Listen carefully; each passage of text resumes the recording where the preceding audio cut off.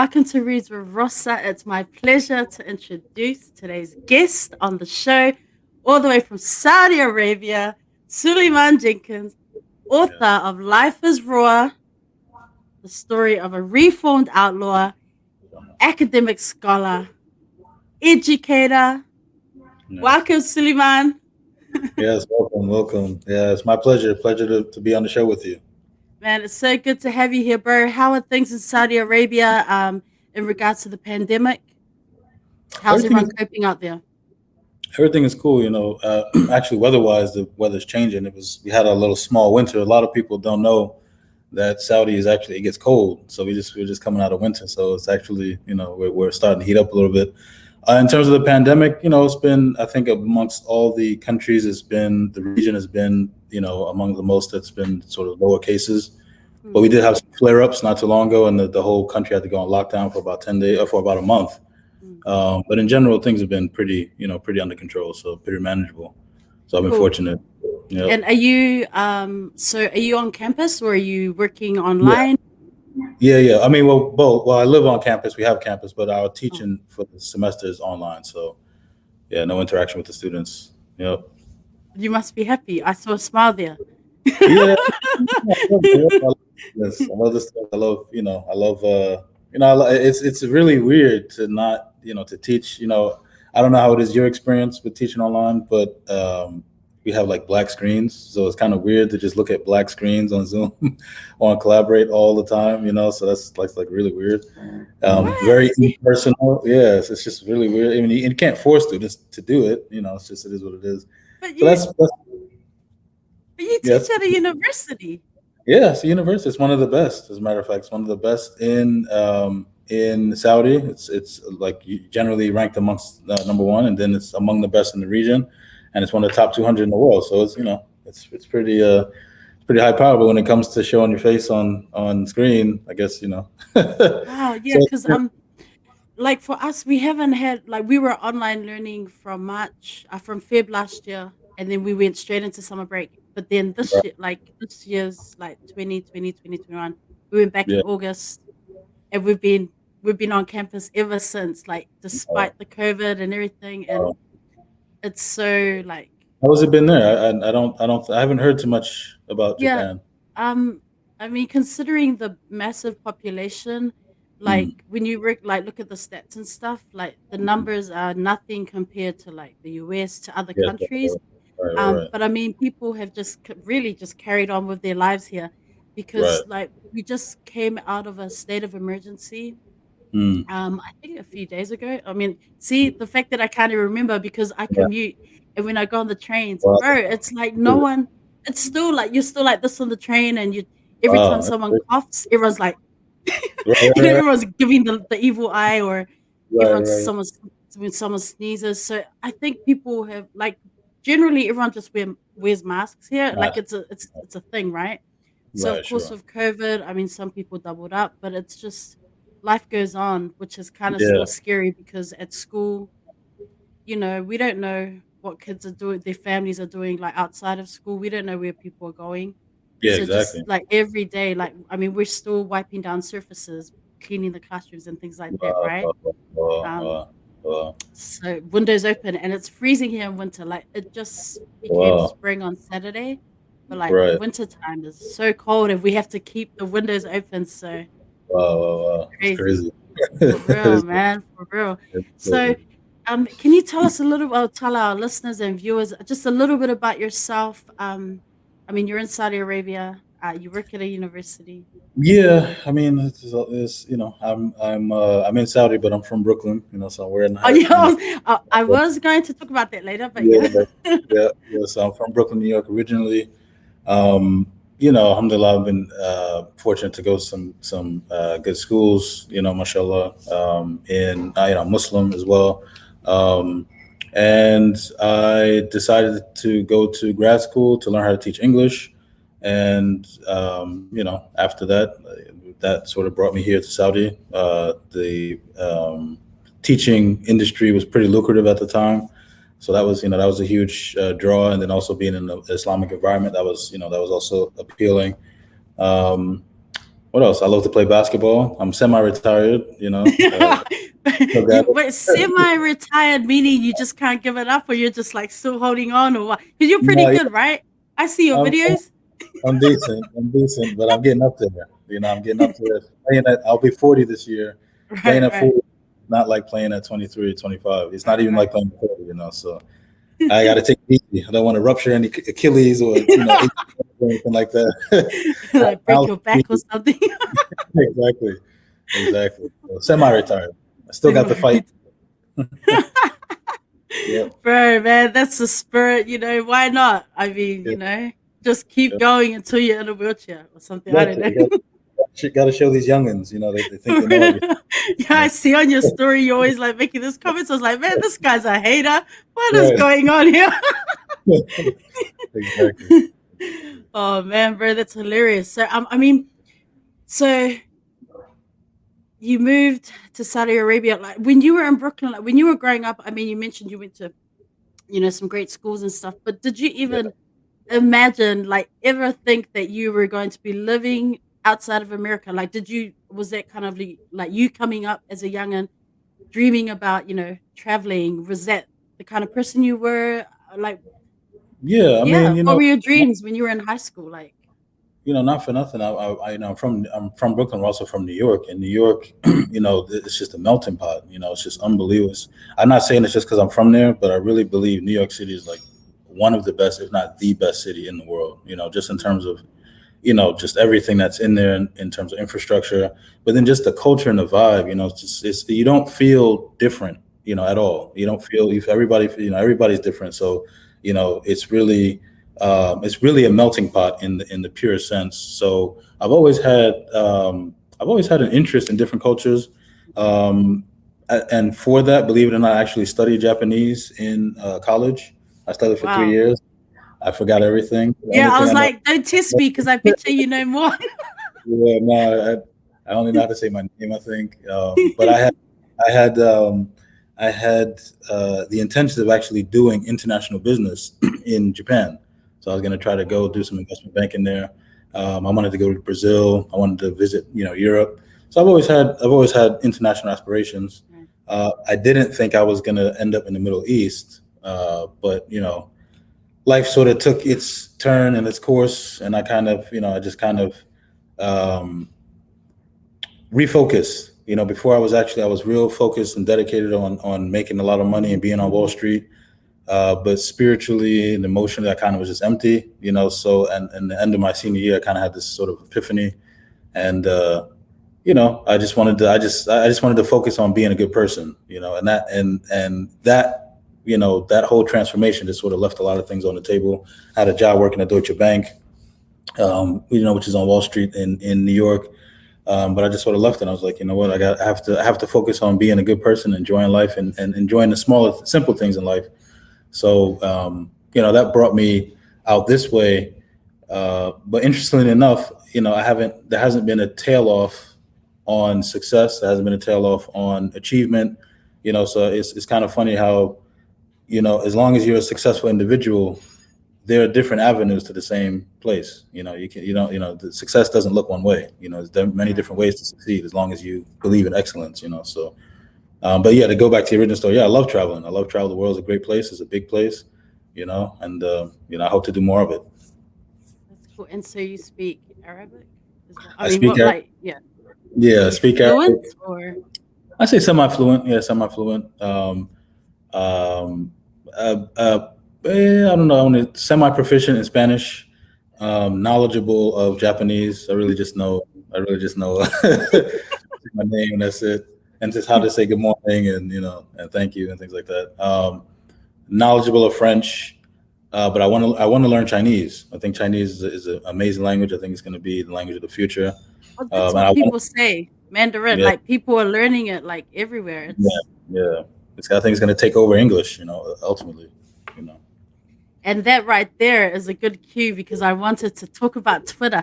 Obviously, Yeah. this is why I brought you here, and don't Right. worry, we're getting there. Yeah. Life No is worries. raw, but bro, I think like I connected with you on Twitter. I did this woman of color, like it was a weekend conference, crazy hours for me because Obviously, it Right. was the US times, and I was like up like 3 a.m. in the morning or something.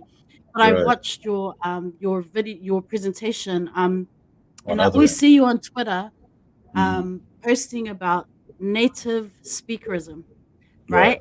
right? Right. And you wrote an article in. I mean, you've written like scholarly articles. You wrote one Sure. in 2017 in the ELT journal, Right. The Elephant in the Room, Discriminatory Hiring Practices in ELT. Can you tell Yeah. us a little bit about that? Yeah. Like your work around that? Yeah. Because I know you tweet a lot about. I try to. I Yeah. try to. I try to be as active as I can. Um, yeah. Going. If we sort of backtrack, like I said, I I had a job at Deutsche Bank, but I kind of gave it up and went to grad school, NYU to study teaching English. Teaching and academics has always been sort of a resting point for me. It's always a place that I can always fall back on, just because of the experience that I've been fortunate to have academically. So going into education was sort of like a no brainer once I left, sort of Wall Street and in the corporate life. Um, but funny enough, and I've mentioned this a number of times on my tweets, uh, I thought that was going to be relatively simple. I thought it was going to be relatively harmless to just teach English. I didn't think it was going to be that big a deal, So that's why that was what it was appealing about. I was like, okay, fine. I teach my language and I get paid a lot of money. Great. But things slowly but surely started to become problematic when I uh, would apply for jobs, right? And then like some weird behavior was going on. I didn't really Right. put a finger on it then, but I found out later. Like weird things like my name being parts of it being Anglophone, Andre Jenkins, so you would think that's pretty American, but if I put my first name, Sulaiman, that's obviously not American, So Right. you'd have situations where I'd get interviews based on one name, and then once they actually see me, I would get, I would get called to an interview, and then when they actually see me or I send them my passport, then all of a sudden the case is closed, job is filled. I'm like, wow, that's really interesting. Um, so I didn't really pay too much of attention to it in the beginning until I really started to, when I came actually here to Saudi Arabia, it became a lot more prominent. This issue of, people would question, I would tell them I'm American and they would question, like, are you really from America? Like really you're originally from? And I'm like, dude, like, what the hell does that What? even mean? Like, what does that mean? Where you're originally from? If I say I'm from America, nobody in America is originally from America except Native Right. Americans. So when you say who's originally from America, that makes no sense. So it took me a time to understand that they meant by being originally American that you're not white.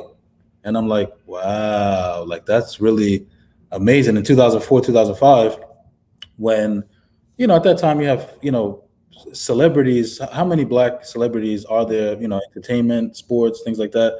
By the time 2008 came, Obama became president, and so I'm still wondering, like, why am I still getting this question about where am I originally from? So um it really, so from a personal standpoint, I've dealt with issues of what it means to be a native speaker. Native speaker doesn't mean native speaker. It doesn't mean, because when I told people that I was originally from America, they would question that. So, okay, what is it in people's perception of a native speaker that I don't fit? And I said, oh, okay, it must be, skin color, it must be religion.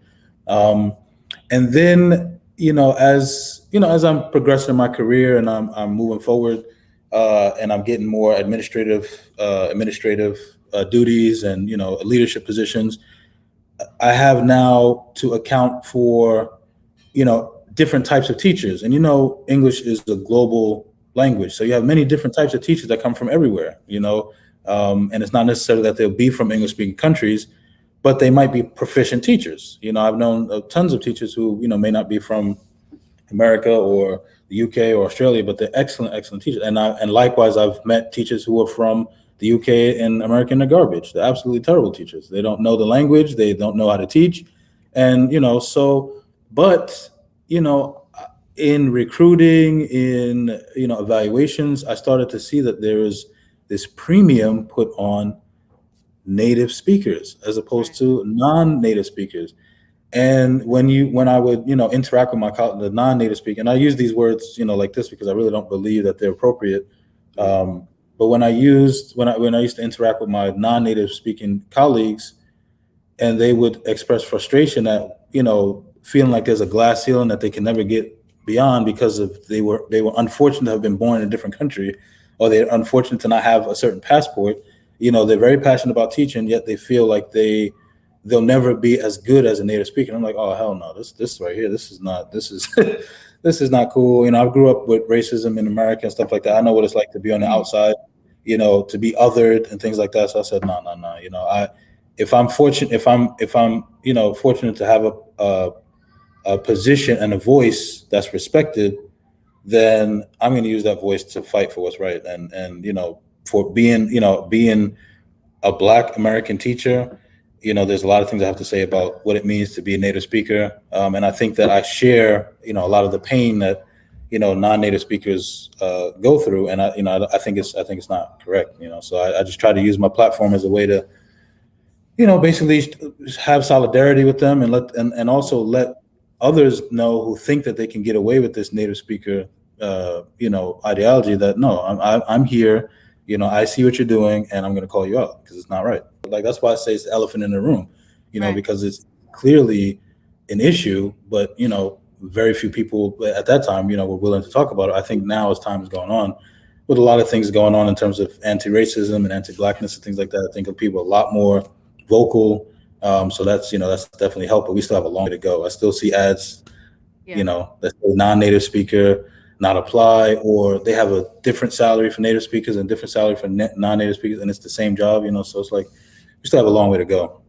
Yeah, I think you would think of anti-racism education and the push for that it would be changing, but I can tell you that people know it's happening and they're just too ignorant. Like dominant culture, like these, I call them DC people. I Right. think every time you see me on Twitter talking DC, I'm talking about dominant culture people. I know that like the Council of International Schools, I know that they're doing programs. Like I've attended some of their workshops, where they're trying to diversify. They look at this type of stuff, like recruiting and all that. But it's Yeah. so difficult when we attend these workshops, but you just like change is so slow. We started in August, and I tell you, like, this is one of the issues. It's just so it really overwhelming, and there have been times where I'm just like, oh, I'm having a breakdown, I'm having a meltdown because it's here we are trying to form a collective and looking at positive changes, implementing change. And again, that's why I said, that's why I take it as that much more important. If I'm given a platform of influence, or whatever. And I think honestly, my voice is refreshing because they're actually, believe it or not, very few Black male scholars, talking about this particular issue. Right. So again, that's why I think it's important. Um, but not necessarily just for Black people. Just in general, it's an equality thing. It's an equity thing. People should be judged on what they can do, not who they are. We don't have control over that. We don't know. We didn't ask where we're going to be born, what language we're going to speak, what color we're going to have.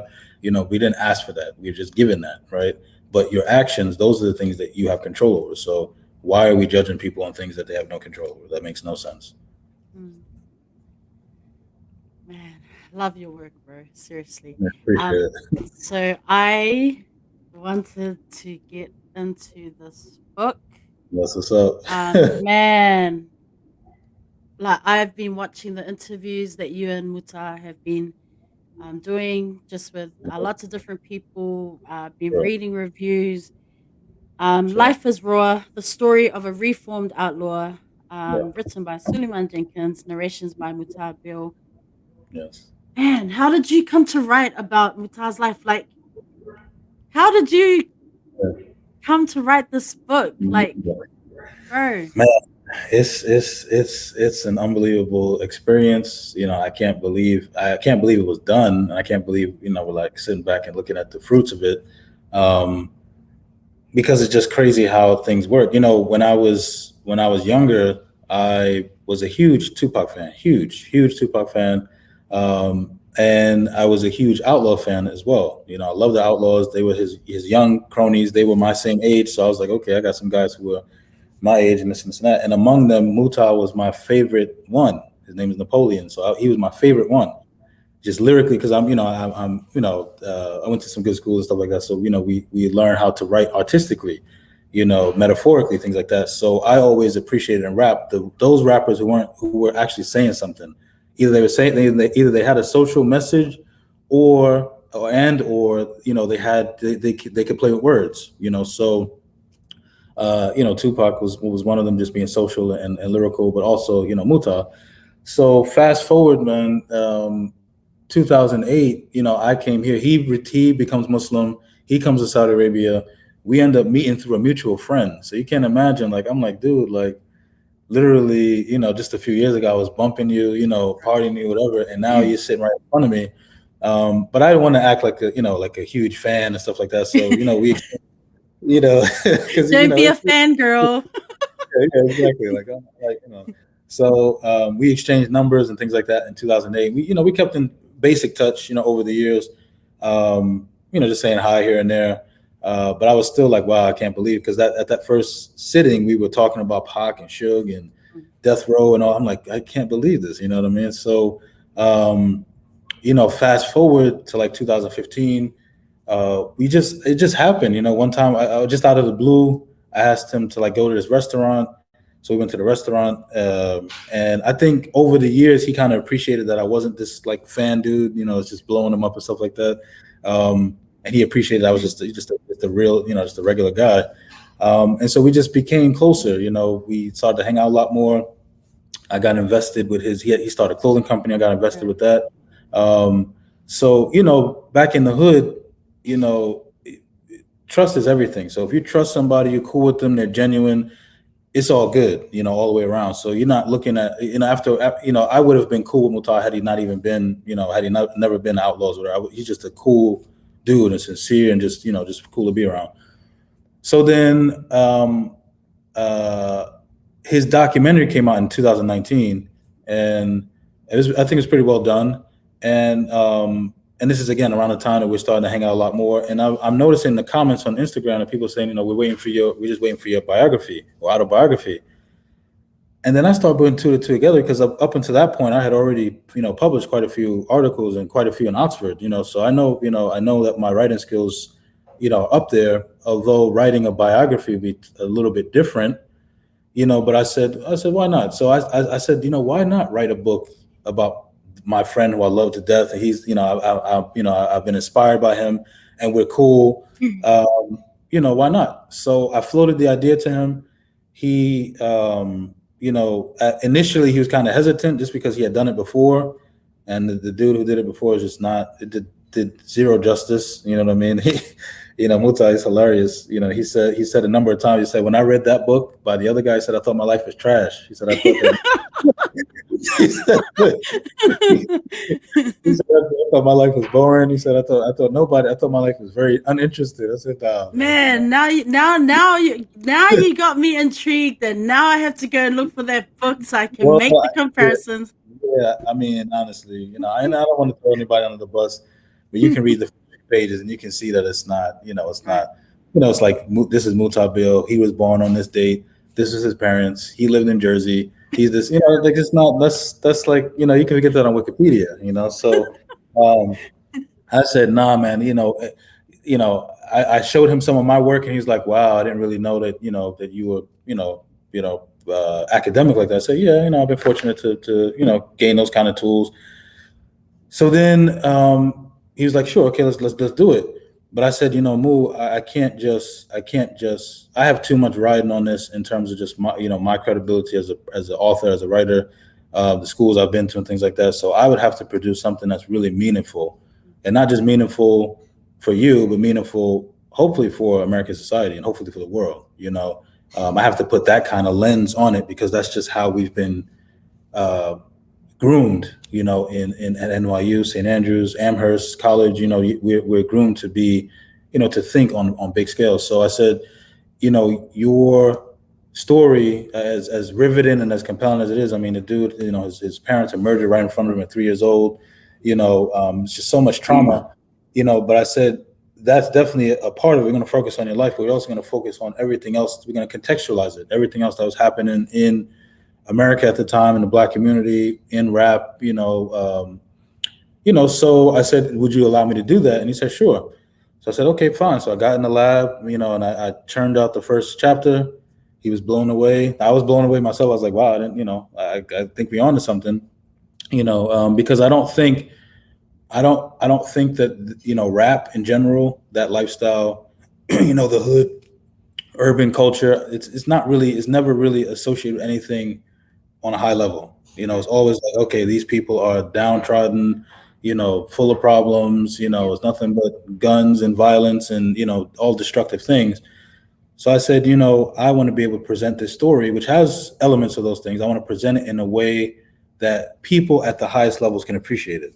And maybe not even appreciate it, but go even further and actually celebrate it, So I knew I couldn't do that just by talking about his life. I had to really talk about his life, be poetic, and try to capture, the real emotion of his life, but also put on my academic cap and be like, look, everything that we say, we're going to cross reference and make sure that, we have tons of different sources to go through so that people can't accuse you and they can't accuse me of this just being off the cuff.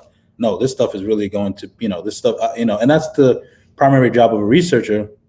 When they write a book, you are presenting all this information in one central location so that people don't have to go out and do it themselves, right? So I said, okay, I'm going to take the same approach and basically just pull in all this information.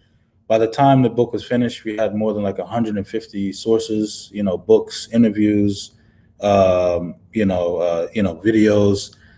magazines, things like that. More than like 260 places, of reference in the book.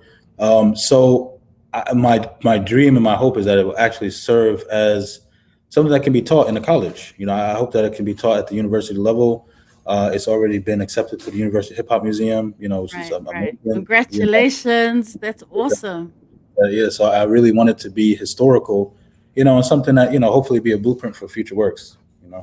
So I've been rambling for a minute, but Nah, yeah. nah, I was like, keep going because you just took like three of my questions, but we all good. We all good.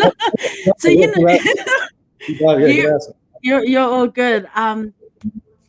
Chapter one is called "The Day the World Stopped." Like, I don't even know. Like, okay, so let's backtrack a little because you Yeah, mentioned the outlaws and stuff, right? So after I connected with you on Twitter, I connected with you on Instagram, and yeah, then I see this. I'm like, what? yeah, I'm that, like I'm looking, and I'm like, what? He writes books. So then right, I'm like, Mutah. Start yeah, googling, and I'm like, yeah, Napoleon from the Outlaws. So because right. I listened to Tupac, and I was a fan of the Outlaws, and I had always wondered what happened to the Outlaws. So then I'm like on Mutah's page, just trying to piece together. I'm like, yo, you're Crazy, writing a book about us. Like, I mean, I was so intrigued, right? crazy. But back to the book, I didn't even know what I was expecting. I think like I was just expecting just a normal kind of like first chapter. I didn't even know what normal is, but your regular book kind of thing. I Right, don't know right, why, but it was like, you know, then I open it up and it's like the day the world stopped.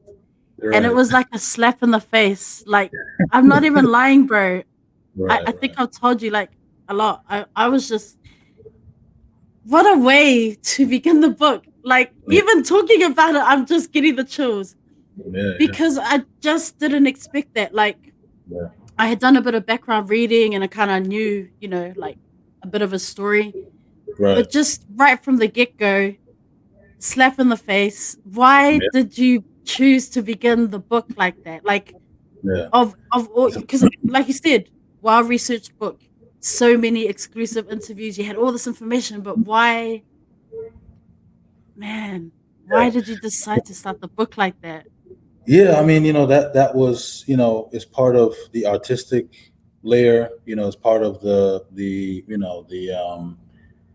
you have to draw a reader. I myself am an avid reader, and I don't appreciate anything that's boring. I mean, I have Right. enough of boring work with the academics. I mean, it's just so, I mean, some books I can't even, it takes me weeks to get through it, and it's just like because it's just so boring. It's like I wanted to make sure that it wasn't that, right? So, and then also, I mean, just from a from an artistic standpoint, I wanted to recreate for the reader the same shock and awe that you would expect, people who were around him at that time to have gone through. So just like even from the title itself, and this is something that actually not many people have asked, but I'll take the liberty to explain it. Um, Even with the title itself, the title is "Life is Raw," right? But the R is backwards. It's the Russian Yes. R, right? Right. So from the very beginning, I want the reader, whoever reads this title, to be like, "Wait a minute, life is raw. Why is that R backwards?" Right? Mentally and from a cognitive standpoint, you are already engaged in some sort of struggle, right from the beginning, trying to figure out what does that mean? Is it life is raw? Why is it backwards? Life is war. If you read it backwards, war is life. Like, what is this guy? What is he getting at, right? So I wanted to let the reader know from the very beginning that this book is not going to be what you think it is. It's not going to be straightforward like you would expect. You would Yeah. expect the title to just be a title, but when it's like this, it's like, man, from the very beginning, like, what's going on? So I wanted to prepare the reader basically for a roller coaster ride, and as traumatic as the opening chapter is, which details quite vividly the murder of his parents. For me, that also corresponded to the opening of his life. I mean, obviously he was born and things like that, but the real major event where he was really like, this is the real beginning of his life, was the murder of his parents. So I wanted to sort of correlate the two and be like, look, the opening chapter, and I mentioned this in the book. I said the opening chapter of the book will open like the opening chapter of his life, which is chaotic, shocking and raw. And that's just how it is. Like, you would not expect your beginning or anyone's beginning of life, just like the beginning of a book, you would not expect it to be like that. So that makes it even that much more impactful, when it just hits you like that. It's like, and you don't have a choice. Like, that's the beginning of the book, and you have to, you can choose to put it down or move on, or continue. So the same thing with life. That's just what he was presented with, and he had no choice but to, move on. So from an artistic standpoint, I wanted to just replicate as much in real life as possible, and just make it, make it really appealing and draw the reader in. And I think after that first chapter, I don't think the person wants to put the book down. Yeah, So well, that's what I mean. I mean, like, I was hooked from yeah, the get-go.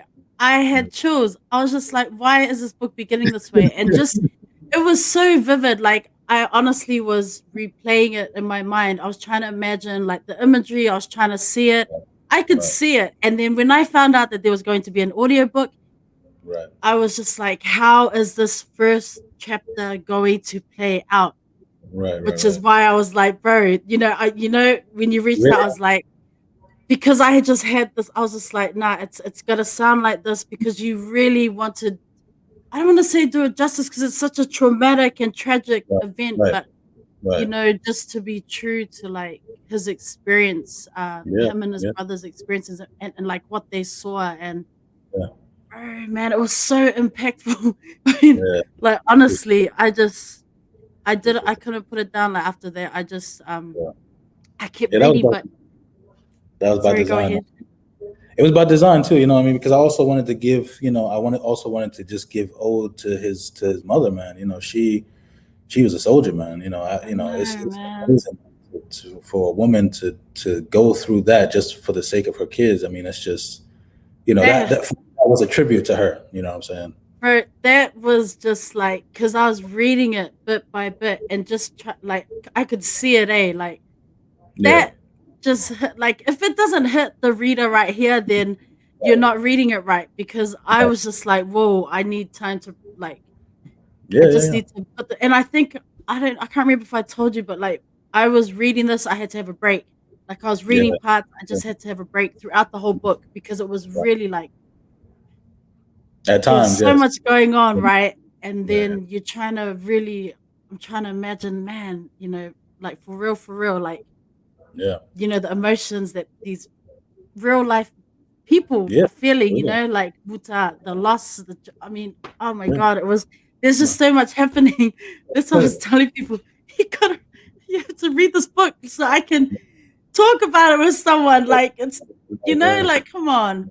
right, But right. something else I really liked, because you are writing the story, but Mutah's, his memories are in italics, Yeah, yeah, which I was like, okay, hold up a minute. Okay, right. that's a bit fancy schmancy. What's going on here? I mean, I was so like, whoa. And, like this, like your narrative and his memories, they were like Mm, interweave so many right, times. right, And then, like, honestly, at times I forgot that there were right, two people. Like, that's right. how so invested I was in every page. Like, I would realize, I'd look down and go, oh, right, Mutah's memories again. But it just Right. meshed so well together. What was the intention? I mean, why not you just like tell the story Yeah, I mean, I'm not saying that Mutah's memory. I mean, it was like so significant having his memories absolutely, weaving in and out of the story. Like, absolutely, why did you absolutely. decide to do it like that? Yeah, I mean, that was really like it, from the very beginning. I'm so happy that I mean it was a risk, because I don't know how many books are written like that. Honestly, I don't know. I've checked. There's one but written by Faney and Jasmine Guy. I think Mm. it has sort of the same sort of idea, but I don't know in general biographies are written like in this sort of Yeah, style. I was so impressed there. I was like, this is different. Appreciate it. For Mm. me, like I said, as an author, it was important for people to distinguish, right, between me as the educator, the researcher, the academic who's given an analysis of this man's life, and also him telling the stories in his own words. I think I think it was important for people to hear his voice throughout, and I don't think that there was going to be any conflict of interest in doing that. So because and also, I mean, I think also the way that you talk about how effortlessly the narratives are interwoven, I think it speaks to our relationship. We are so close. You know what I mean, Right, as brothers and friends, and I mean, he's like one of my closest friends, if not the closest.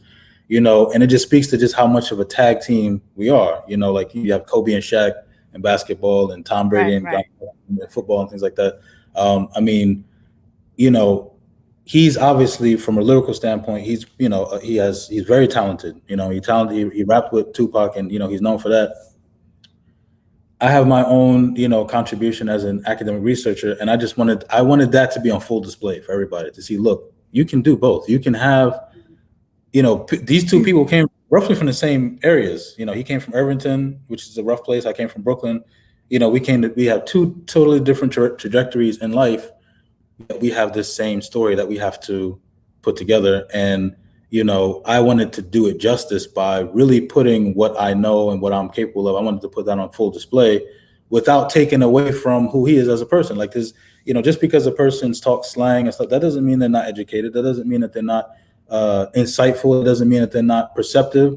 But I wanted his voice to be told as raw as it was, because I also, in writing it, I know that there's going to be different audiences, right? And I knew that obviously you have people who are pop fans, people who are outlaw fans, people from the hood who just know him in general, But at the same time, too, me as an author, as an academic, I wanted to write this for sociologists, criminologists, scholars of urbanization, hip hop scholars. I wanted to write it for people at different stratospheres. So for me as well, it's a way for me to expose those people who may not have access to someone who talks like that, on a daily basis. I wanted them to have access to, okay, well, how does a person like that, how would he, tell a story? So and what's funny is that, some of my colleagues or, former classmates from college, some of them who are, white, very affluent, really cannot relate too much to this. Some of them would be like, I really didn't understand what he was saying, but it made sense once I read what you wrote. Like when you came after it with a narrative, Right. I was able to understand and put it in context. Oh, he meant this and this and this and that. And I said, yeah, that was by default, because I want this expression, Black English, Black slang. I want it to be Mhm. something that is celebrated. And, just because you hear someone talk that way doesn't mean that they are less intelligent than you are, or they are, less insightful, or they don't know what they're doing, or whatever. No, that's just the way people talk, and language is language. And, I just wanted to put on a full display, what that looks like, and that you can merge both effortlessly and produce something, hopefully, that's meaningful. So I hope we were successful. Bro, more than successful. I mean, man, like this is why everyone needs to read this book. I Appreciate it. am like Appreciate it. seriously, they're just man. I mean, Um, honestly, I can tell you, and I'll let you, continue. I don't toot my own horn, right? Like I'm mm, the biggest critic of myself. Like I'll be like, right. man, I should have. And even in rereading it so many times, I'm like, there's so many different things I feel like I could have, changed or done better, whatever. But we'll make that for the next version.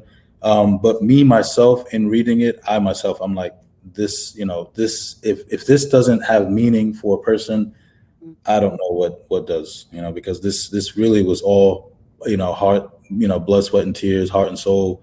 I it's about 90,000 words. I chose every single word carefully, every single, so that there's not one place or one moment in the book where you're like, that doesn't. No, I went from literally the first word until the very last word, that you just, everything is, you know, on point. So man, it's refreshing for me to have that kind of feedback. That we achieved our objective. Moses. I'm just trying to process that. You went Yeah, through every single word. Like, every single word, 90,000 words. I guarantee you. I made sure, how and yeah, how long did it take you to write the whole? I mean, like from start to finish. yeah, Like you writing them in like per chapter. Were you like yeah, how long? Was yeah. it a So that year? process, Was it no, man, interesting. That's what I'm saying, man. The whole process, it was just really incredible. Um, I'm the type of person, anybody who knows me, they know that when I do something, or I set to something, or commit myself to something, I go 100. I don't. mm, When my name is attached to something, that's a different level, because I don't. I'm allergic to bootleg. I can't do. I can't. I can't. okay? Let it be known he's allergic to being.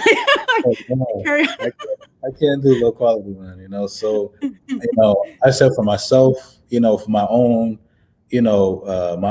prestige and my own, pedigree, I can't fall off. And then also for him, he knows a lot of people. And he knows a lot of big time people. I mean, Nas, Fat Joe, Steve Oh my Lobel, gosh. Alicia, what's her name? Akeisha Cole. Yeah. Um, I mean, he knows so many people in the industry, so I was like, I can't, like, what's his name? The actor, Mike Epps. Right. I can't, if I'm going to put this man's life in book form, I can't let him down, So, Right. um, we started around like December of 2019, just sort of, uh, plotting and strategizing and brainstorming about things. I think I produced the first chapter like in January. And then after that, it was just literally, that was all I lived, slept and breathed Life is Raw for about 4 months. So by April, it was done. By April, it was finished, And I mean, I'm talking about, I have a regular job, and I'm Right. sure people are surprised and shocked. They're like, dude, how the hell did you write a book and you're teaching? You know what I mean? You're teaching, you're Yeah. For a real. writer, you're responsible for this and that. And, but, basically, we're fortunate in that we don't have to teach. We teach like a maximum 12 hours in the Mm, week, and the rest of the time is office hours and things like that. So, once I finish my duties, I would literally have like 6, 7, 8 hours a day to just dedicate to the book. And that's what I would do. And I would just write and write and write, sometimes up very early in the morning. But it was just like, it was honestly, like, I feel like this book has a soul of its own. It's like it just took on its own, form. And it just something that just I don't know. it kind of took care of itself. By the time we were finished, it was just it got done. And we enjoyed the ride the whole way, but it was definitely a lot of effort and a lot of cross checking. I had to call Young Noble a lot, who's also one of the outlaws, and just cross reference things and make sure everything was tight. All the people involved, just make sure everything was, because once you put something out, you can't take it back. So we wanted to make sure that what was put out was 100% authentic and accurate and things like that. But by the grace of God, man, we were able to get it done in about 4 months. So I think April 9th, April 11th was when it was actually finished. Wow. Yep. The ending. I told you to say it. I wanted to. When the book ended, I was like, I was feeling some kind of way. Honestly, I was sitting there like, are you serious? Sulaiman, what on earth? Why are you just leaving? Because I was getting ready. I was like, yo, we're gonna learn about what happened. I was ready. Like emotionally, I was done. But I was like, yo, I'm ready. I need to know what happened to Mutah. Like, I want to know what happened. And then it was just like, just drop the mic. I was like, this guy, what? Exactly. I mean, exactly. Oh my God, like why? I mean, obviously, I'm sure the next leg of his journey there's a lot more there as well. But I was like, give us some hints, something Yeah. because I mean, the part that really kind of like just made me feel so. I don't know if I was relieved for Muta and his journey, but when he went to the mosque, like I felt like, yo, this is the turning point, and I was just like ready to go on that journey and find out. I know that's a bit dramatic, but that's how I felt. Like I was just like that moment in the story was really like it was so moving, and I just sat there for a while, let it sink in, and then I was ready to find out. And then Sulaiman Jenkins finished the book. Stop writing. That's what he did. He stopped writing. Right.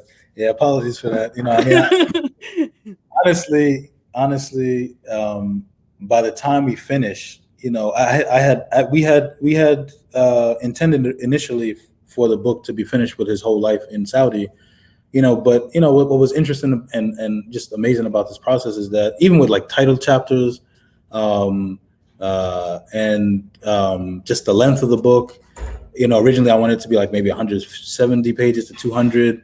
And there was about 16 chapters. Some names were, changed, throughout. So the whole process, as the book is progressing, it's kind of taking on a life of its own, So by the time we got to him accepting, accepting Islam and moving to Saudi, it was already 240 pages. I was like, and actually that's in this book form. In the PDF form, the original is 280 pages, so I was like, nah, I can't. I mean, that's too much on the reader. The audience that we're looking at, I have to go to the lowest common denominator.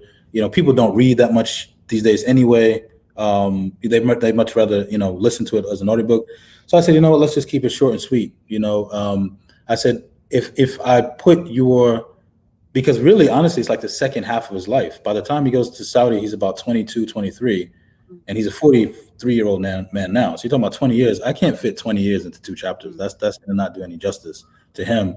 So, and I don't want to shortchange anything. I want that experience to be just as in depth and detail as the first, few years.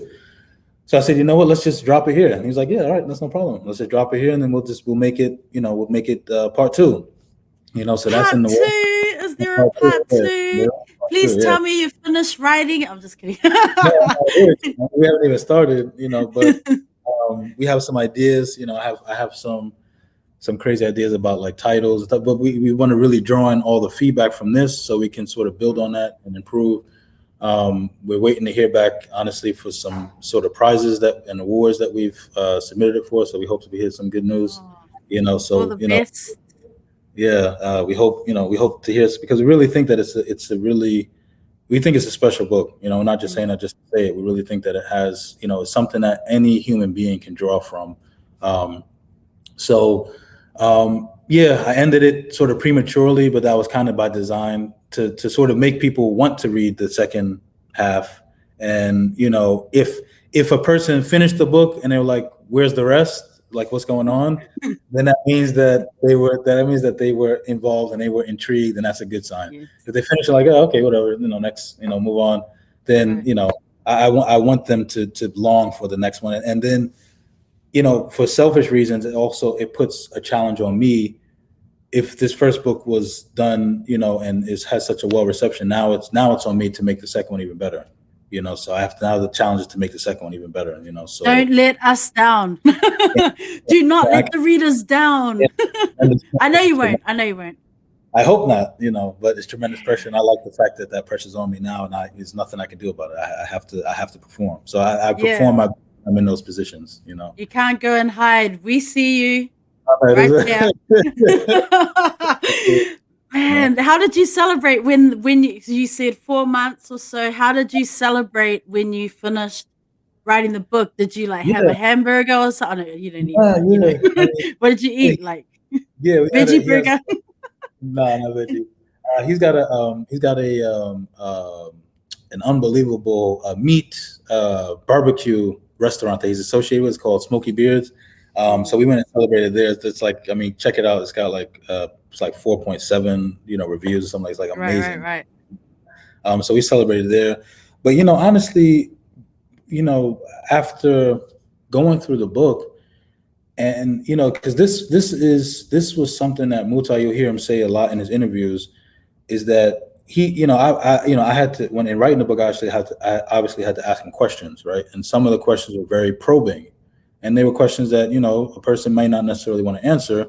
But I think the fortunate part about this was that he trusted me so much and was so close, that he knew that I would do my thing. And for him, he was really relieved by the end of the book, because he literally had, like 20 years of serious trauma that he just kept to himself. He didn't talk to anybody about this, so about how he felt, about what went on. He really escaped himself, with substance abuse and alcoholism. That was his way of escaping. So for the first time in his life, he was really able to get out some really serious things. And in the beginning, he said to himself, afterwards, he said, you would ask me some questions. I'm like, what the hell? Why is this dude asking these questions like this? Like, why is he asking from those kind of angles? Because he just wasn't used to somebody probing him like that. But then quickly he realized, like, oh, that's what you were trying to get at when you asked me that question, and you wanted to convey it in that way, with that sort of emotion and that language. He's like, so then he became more and more confident, and then it basically became a therapy session. It was like the whole book was a therapy. So by the time we finished, I was as happy for him that he was able to get past a lot of things. Even with the death of Pac, that was something that he just Mm, sort of tuned out, like tremendously. And there was a number of points in the book that there was certain points in the book, and I'm not going to, spill the beans with mm, too much, but there's certain points in the book where me as an author, I said, I have to nail this. I absolutely, there's no way that I can lose the opportunity. The mm, beginning with the murder of his parents, the death of his grandmother, she ultimately dies. The death of Tupac, that was mm. huge, and then also accepting Islam. So these pivotal moments, I could not fail. And when I was, honestly, I don't know if you felt a certain way, but when you read about Pac dying and how he died, and you should also feel a certain way. I felt a certain way, Yeah. right? I mean, the surgery, that kind of stuff. I was just like, Yeah. oh, And the fact that he's gone, like mm, a person like that, of that magnitude, who had that much impact in this man's life, not only in Mutah's life, but in the world, and what he represented. And for him to go out the way he went out, and then to be shot the way he was shot, and then to ultimately die and succumb to his injuries. You know, so Mutah was like, up until that point, I never even imagine Pac like that. Like, I just was like, okay, he got shot, he died, and that's it. But the way you put it, the way you wrote it, it made me sort of come to grips with reality that this is how he went out. And it was sad, and it was painful to go through it again. But I'm glad I was finally able to get that out. So when the book was finished, I was just happy that it served so many purposes, and with the most important being that it's something that Muta is happy with. He's happy with the way his life is portrayed. and he was able to move past things and and sort of accept things that he had been bottled up for so long. So it was celebratory from a number of different aspects. Mm. And so for you, what was an important lesson that you learned or that you took away from? I mean, obviously, this is Mutah's story, and you guys are brothers. But for you Yeah. personally, what was like a big like takeaway from writing the Yeah, I story? mean, right at the at the end of the book, I write that you can't, when you see someone smile, like if nobody knew who Mutah was or didn't know his story and they saw him today, they'd be like, oh, this is a nice guy. He's just such a nice guy. He's laid back. He must have so much good going for him. He must be on top of, you don't know what people are going through at the end of the day. You cannot, you don't know what hides behind somebody's smiles. You don't know the trauma that somebody's been through. So it was a really humbling experience for you to just really appreciate their stories, appreciate what they have to offer. I've been like that in general, but it's even more so. Like, unfortunately, you have like issues of racism and discrimination against people from Southeast Asia here. So a lot of them are cleaners and things like that in the streets, and so they don't get really a lot of respect. I have a lot of respect for these gentlemen. I'm sure they're doing the impossible to take care of their families back home. Some of them I talk to, and you'd be surprised at why they're here. Where they some of them have studied, and some of them are professors. They just can't find work at home. So I say that to say that as a human being, you really have to just appreciate what they've been through. Also, know that you might think that you're going through something, but people have gone through a whole lot worse. And you need to be, learn how to be resilient. And if you can if this person can have gone through all that and still emerge happy and successful and things like that, then it's just a real story of resilience. Uh, and just from a personal standpoint too, I never imagined. I always had dreamed of writing a book, but I never imagined that it would have been done this soon and and to this level. So for me, it was like, wow, never shortchange yourself. Never tell yourself that you can't do something, or you never think less of yourself. Always go for the goal, man. You never know where you'll end up. People think writing a book was. Myself, I was like, oh, it's so difficult. It's not difficult. It's really not. It's just a series of a chapter is like maybe 10 pages, 15 pages. If you do a chapter every month, let's not say every week, every month, within 10 months, you've got 10 chapters, you got 150 pages. It adds up. So when you break it down like that, it's really not that daunting. But a lot of times we tell ourselves, oh, it's a book, it's this, it takes so long, I'll never be able to do it, or I'll just put it off. But no, you never know what you're capable of until you do it, and you never shortchange yourself. So that's a personal lesson I learned. Awesome. I Before I forget, Yeah, um for those who don't know, the cover is so beautiful. Now I was following your stories on the release of this, and I would see like who is the artist, like who put this together, because I would see someone like you'd be reposting a story with someone doing the artwork, or I don't know, maybe yeah, was that, yeah, how did you decide on yeah. the cover? Who was the one The name of the responsible for guy is this? his name goes by Boss DeVito. Mm. His Instagram handle is I am Boss DeVito. It should be on the back cover. Let me just see if you have the right version. I hope you have the Yes. right version. Oh, yes, yes, yes, yes, yes. Okay. Buster It Vito. says cover design by Boss DeVito. Yeah, yeah. Yes. Okay. Perfect. Yeah. So Because yeah, honestly, that was yeah, beautiful. it's crazy. Yeah, it's crazy. It's crazy. Funny enough, I've gotten mixed reviews about the cover. I'd say a small percentage, they don't like it, whatever. But the majority of people are like, yeah, this really has a lot of meaning, and it's really just, the Mm. book is just Really intriguing, powerful way. very powerful. Yeah. Mm. Um, and yeah, kudos to him, man, because once we saw, so before we even wrote the book, he's actually a friend of Young Noble. So we Mm. asked Young Noble to, do you have any graphic designers? He said that once we saw the cover, we were blown away. We were like, wow, if this is the cover, oh man, I know. we can't make It's it so better. good. Yeah, it's really amazing, So Kudos to Boss DeVito. Um, man. So, We'll definitely we'll be going to him for the second cover too. So oh man, that's awesome. I'll make sure I will put his details in the bio. I mean, once we've edited and yeah, done the video and stuff, we'll get so I people am can Boss maybe DeVito. look him up. Yeah. Yep, yep, yep. Bro, oh man, that was just so much cool information. I'm like, I feel like I wrote the book. No, just kidding. Like I've learned so much. Um, Yeah. but what was the last book you read? Like, just moving away from life as raw. Can you remember what the last interesting book you read was? Unfortunately, I haven't read a book in a long time. For Mm. reading purposes, I've read Hmm. academic books. Academic, right? Yeah, so academic books. I'd have to see what was the last one that I read. Man, it's been a while. I have to check my library. It's okay. Uh, It's okay. yeah, I think what was the last book I read? Oh, it was a boring one on second language writing. Yeah, it was. Yeah, as a matter of fact, yeah, that's why I can't even remember. Yeah, it was second language Yeah, writing. I mean, it was. I mean, it was fun, but for it's work, just right? Just yes, it's not. It wasn't enjoyable at all. It wasn't enjoyable at all. And actually, that's part of.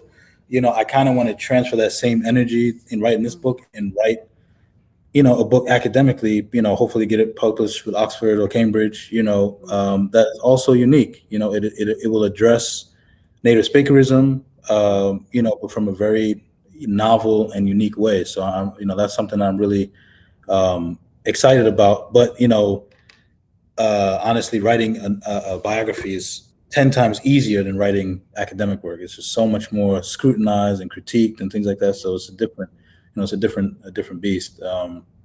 But I know you asked me before. I don't know if this is going to be a future question, but I know you asked me before what my favorite book was. Was yeah, that the yeah. same? Yeah. I was just going to. I was getting there, but since Okay. you're there, yeah. What is your favorite book? Yeah. So I've got two. Yep. Actually, I've got three. No And worries. Go ahead. not surprisingly, it all has to do with being black. So, a narrative of the life of Frederick Douglass. That's an Mm, amazing book. The autobiography of Malcolm X, and then Native Son. It's pretty big. It's about maybe 500 pages. mm, But I have like uh, a personal connection to it because like I said, I've been fortunate to go to some good schools. One of them being St. Andrews, which is an elite boarding school in Delaware, but it's predominantly white. So when I went there, I was coming like straight from Brooklyn.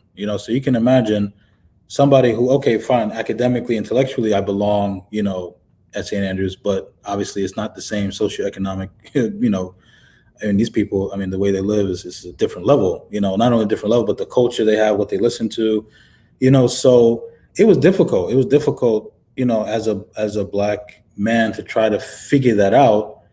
But at the same time, there was nothing overtly racist in the school. It was actually the most enjoyable experience and the most enjoyable time of my life. And I met some fabulous friends that I'm still friends with now, until this day, and white. Um, but for me, it was a difficult time because this is high school years, and I'm trying to figure out what does it mean to be a black man in America. I go home, and that there's a picture, there's a story, there's a narrative. mm, I go to school, and it's like, okay, well, here's an example of a black man who's made it. He's successful. So it was difficult to try to navigate through that. Like, who am I? So, but one of the things that helped me, was reading. And Native Son was a book that I had to read like the senior year. You have a project where you have to read a book mm. by yourself. They call it the exhibition. So you have to read a book by yourself, any book, choose any book you want, and then you have to write a 10-page paper about some theme on it, and you have to defend it in front of a panel of Wow. English. So it was really big time, like high powered, academic stuff before we even get into college. So that was really the first time that I read a book cover to cover, and I had to analyze it by myself, and really dig deep into it. So that was just an amazing experience to do that. And the story is about a black man who he's trapped in a white world trying to figure out what it means to be black. And he does some pretty horrendous things, but not because he wants to do them, but because he's sort of lost, in knowing who he is and things like that. So for me, it's a really powerful book. I definitely recommend it. And I got an A on the assignment, so that also Of helps. course you did. That's Of course, awesome. That's awesome. that was really it was really stressful, but to be able to write about something that was so meaningful, that was really something else. So I'll always hold it in high regard. Man, Yeah. that is wow. Thank you for sharing those book recommendations. I was wondering if you were Yeah. going to share some ERT books or No, yeah, something. one of them honestly that is really powerful for me is Linguistic Imperialism by Robert Mm. Phillipson. The book was written, by a white guy, from Britain, written in 1992. But he's basically just, banging people on the head, like, dude, this Native-Speakerism crap, all this stuff, this is all basically stems from British colonialism, and we need to be very sensitive and careful of this type of rhetoric, in our profession, because it's just recycling, norms that are not cool, oppressive norms, and that's just not cool. So that book really, changed my whole perspective. It gave me confidence and courage. Like, if this white guy's, who I respect, I've met him before, through virtually. If he's willing to go and present an argument intellectually in the intellectual community, and he was courageous enough to do it, then not, why not me? So that was really impactful. I look forward to when your book comes out. I I shall hope. buy it.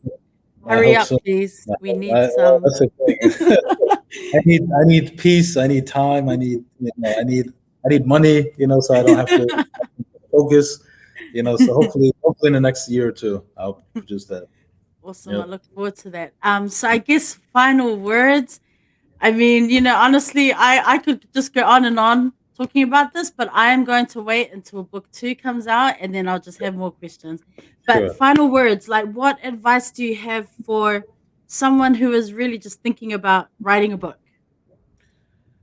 You Just know? be very, very clear and clear about what your purpose is. Why are you writing the book? Who are you writing the book for? Um, Yeah, that's really important because a lot of writing is planning. And I tell this to my students, good writing is good planning. Um, if you don't know what you're trying to achieve, then the writing becomes difficult, because you're just sort of just shooting in the dark. Um, and then writing, and that's like at the article level, writing a book is just that much more important to really have a plan. Where do you see, what are your intentions behind it, what are the themes that are going to come throughout, um, you know um, so I would say just make sure you know who you're writing for, what's the objectives, and then just plan, and then at the end of the day just go ahead and just write, just write and do it. Always go back, always revise, always try to be objective with yourself. Sometimes one of the most difficult things for people to accept is criticism, but you should be your biggest critique of your own work and say, okay, I know I wrote this, but I have to imagine what will somebody else reading this, are they going to have the same feeling, or is the same message going to be communicated? You have to be honest with yourself and read it as if that's the case, um, and then just just put it all out there, and at the end of the day, writing a book is amazing because once it's out, it can never come back. So you've put yourself out there in stratosphere and history and whatever, and but just make sure that it's your best version, of yourself, because like I said, you can't take it back. So just go all out, and and don't sell yourself short.